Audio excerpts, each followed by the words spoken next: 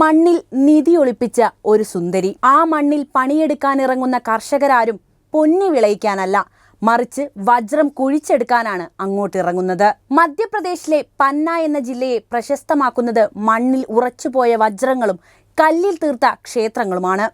കൊടിയ ദാരിദ്ര്യത്തിൽ വീർപ്പുമുട്ടുമ്പോഴും പന്ന ജില്ലയിലെ കർഷകർ സ്വപ്നം കാണുന്നതൊക്കെ വജ്രങ്ങളെക്കുറിച്ചാണ്.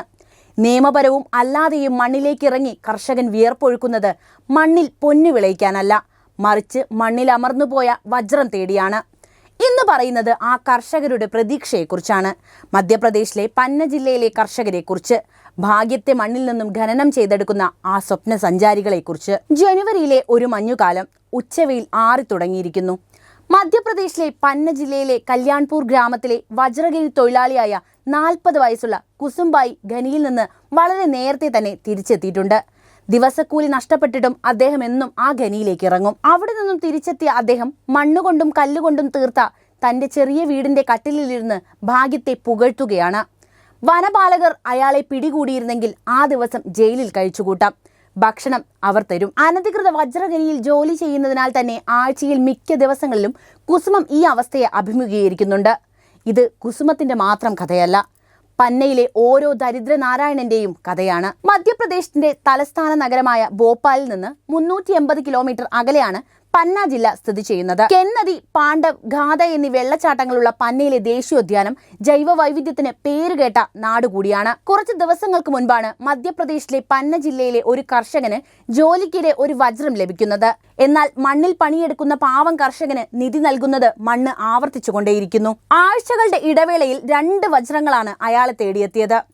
ആദ്യത്തേത് 1.35 കാരറ്റ് വജ്രമായിരുന്നെങ്കിൽ രണ്ടാമത്തേത് 6.65 കാരറ്റ് മൂല്യമുള്ളതാണ്. രണ്ടാമത്തെ വജ്രത്തിന് മാത്രം 20 ലക്ഷം രൂപ വില മതിക്കുന്നു. മധ്യപ്രദേശിലെ ഗൗരയ്യ കാഹരഗട്ടി ഗ്രാമത്തിലുള്ള ദേശ് രാജിനാണ് ഭാഗ്യത്തെ മണ്ണിൽ നിന്ന് കിട്ടിയത്. വജ്രഖനികൾക്ക് പ്രശസ്തമാണ് മധ്യപ്രദേശിലെ പന്ന ജില്ല. 2022 പ്രതാപ് സിംഗ് യാദവ് എന്ന പേരുള്ള കർഷകനും പാറ്റി മേഖലയിൽ നിന്ന് 11.88 കാരറ്റ് മൂല്യമുള്ള വജ്രം ലഭിച്ചിട്ടുണ്ട്. വിപണിയിൽ 50 ലക്ഷം രൂപയ്ക്കടുത്ത് വില വരുന്ന വജ്രമാണ് മണ്ണിൽ നിന്നും ആ കർഷകൻ കുഴിച്ചെടുത്തത്. പെട്ടെന്നൊരു ദിവസം യാദവിനെ തേടിയെത്തിയതാണ് ഭാഗ്യം എന്ന് കരുതരുത്. 3 മാസക്കാലമായി മണ്ണിനോടും കാലാവസ്ഥയോടും പൊരുതിയാണ് യാദവ് ആ നിധി സ്വന്തമാക്കുന്നത്. 3 മാസമായി ഖനിയിൽ കഠിനമായി പണിയെടുത്തുകൊണ്ടിരിക്കുന്ന പ്രതാപ് സിംഗ് യാദവ് വജ്രം ലഭിച്ചപ്പോൾ തന്നെ ഡയമണ്ട് ഓഫീസിൽ അത് നിക്ഷേപിക്കുകയായിരുന്നു. വജ്ര വിൽപ്പനയ്ക്ക് ശേഷം ലഭിക്കുന്ന പണത്തിൽ സർക്കാരിന്റെ റോയൽറ്റിയും പിടിച്ച ശേഷമുള്ള തുക പ്രതാപ് സിംഗ് യാദവിന് ലഭിക്കുകയും ചെയ്തു. ഇതൊരു കർഷകന്റെ കഥ മാത്രമാണെന്ന് കരുതിയെങ്കിൽ തെറ്റി. ഒറ്റയ്ക്കും കൂട്ടമായും വജ്രവേട്ടയ്ക്ക് നിരവധി പേർ മണ്ണിലേക്ക് ഇറങ്ങുന്നത് പന്ന ജില്ലയിലെ പതിവ് കാഴ്ചകളാണ്. കഴിഞ്ഞ വർഷം സെപ്റ്റംബറിൽ പന്ന ജില്ലയിൽ നിന്ന് 8.22 കാരറ്റ് മൂല്യമുള്ള വജ്രം 4 പേർ ചേർന്ന് കുഴിച്ചെടുത്തത് സമൂഹമാധ്യമങ്ങളിലടക്കം വലിയ വാർത്തയായിട്ടുണ്ട്. ജില്ലയിലെ ഹീരാപൂർ തപാരിയാൻ മേഖലയിൽ നിന്നാണ് ഇത് കണ്ടെത്തിയത് പോലും. മധ്യപ്രദേശിലെ സാഗർ ഡിവിഷനിൽ ഉൾപ്പെട്ട പന്ന ജില്ലയിലെ വജ്ര നിക്ഷേപത്തിന്റെ പെരുമ കേട്ട് ഇതര ജില്ലക്കാർ വരെ അവിടെ എത്താറുണ്ട്. സ്ഥലമെടുത്ത് ഖനനം ചെയ്തിട്ടുമുണ്ട്. ഏകദേശം 12 ലക്ഷം കാരറ്റ് മൂല്യമുള്ള വജ്ര നിക്ഷേപം ഇവിടെയുണ്ടെന്നാണ് കണക്കുകൾ പറയുന്നത്. വജ്രഖനികളാൽ സമ്പന്നമാണെങ്കിലും മധ്യപ്രദേശിലെ ഈ ജില്ലയിലെ മനുഷ്യർ കൊടിയ ദാരിദ്ര്യത്തിലൂടെയാണ് കടന്നുപോകുന്നത്.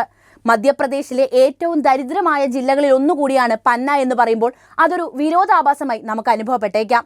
മനുഷ്യ വികസന സൂചികയിൽ സംസ്ഥാനത്ത് 45 ജില്ലകളുള്ളതിൽ 41ാം സ്ഥാനത്ത് നിൽക്കുന്നത് പന്നയാണ്. പന്ന പട്ടണം ഉൾപ്പെടെ 80 കിലോമീറ്ററോളം വീതിയുള്ള ഒരു ബെൽറ്റിലാണ് വജ്ര നിക്ഷേപമുള്ളത്. പണ്ട് മേഖലയിലെ സുഖാരിയു ഗ്രാമത്തിലായിരുന്നു പന്നയിലെ പ്രധാന ഖനി. ഇന്ന് ഈ സ്ഥാനം മജാഗാവ് എന്ന ഖനിക്കാണുള്ളത്.